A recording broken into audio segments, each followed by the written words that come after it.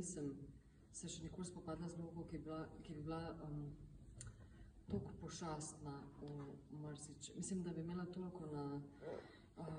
toliko bremena na svojem hrbtu, no?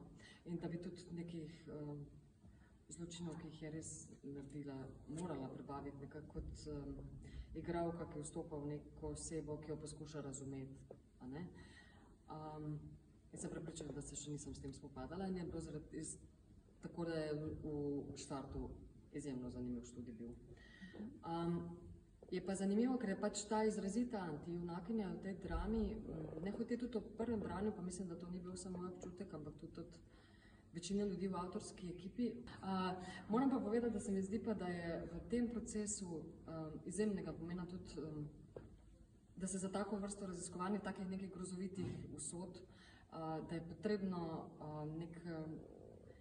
neko sprejemanje od vseh sodelujočih. In moram reči, da avtorska ekipa na čelu s Sebastianom Horvatom, režiserjem te predstave, je naredila nek prostor, v katerem sem se počutila izjemno svobodno in da ne morem pa mimo svojih kolegov in kolegic, ki so res naredile ta prostor nekako možen te res zelo globoke raziskave.